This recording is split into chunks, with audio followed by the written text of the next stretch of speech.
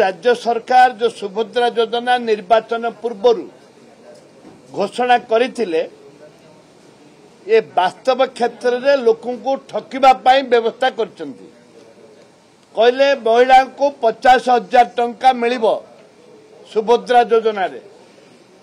ये कौन कले एबे वर्ष को महिला को मैंने पाउचंती मात्र ओडिशा रे 10% महिला पाइबे 5 वर्ष रे 50,000 टका आके कहथिले वर्ष को 50,000 टका वर्ष को एमाने दुईटी किस्ती रे 5-5 हजार 10,000 टका देबे। या भितर कालिया योजना टाକୁ बंद करदेले। एठे महिला माने एवं चाषी माने संपूर्ण भाव में क्षतिग्रस्त। आंके जो जवाब रखथिले जे महिला को 50,000 टका देबू महिला माने आशा रे लोभरे आंको भोट मारदेले।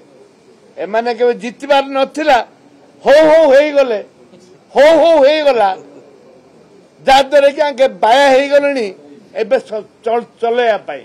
जेहेतु आमे दाबी करूछु तमे निर्वाचन समय रे महिला को 50,000 टका देवा पाई निष्पत्ति नहीं घोषणा करिथिलो।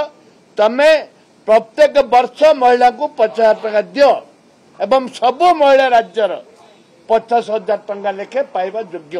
शुणु मूलतः प्रस्ताव रे आमे कहबो सेमाने कहबे लास्ट मंत्री उत्तर देबे आलोचना आउ तापर किसी स्कोप नहीं कौन से स्कोप नहीं मुलतवी प्रस्ताव रे पुनर्बार ताकू आलोचना करबा पाई सेहिथि कांग्रेस दल विरोधी दल ताकू वेल को जाइछि एवं ए परिप्रेक्षी रे राज्यवासी जानिबा दरकार जे एमानकर भाषा ठीक नहीं भाषा नहीं मनीष पिला भाषा रहा दरकार एमानकर भाषा नहीं भाषा देइथिले 50,000 टका वर्ष को महिला पाइबा पाई आज से वर्ष को मात्र 10,000 टका दुईटा किस्ती दौरान से विधानसभा बंद कर।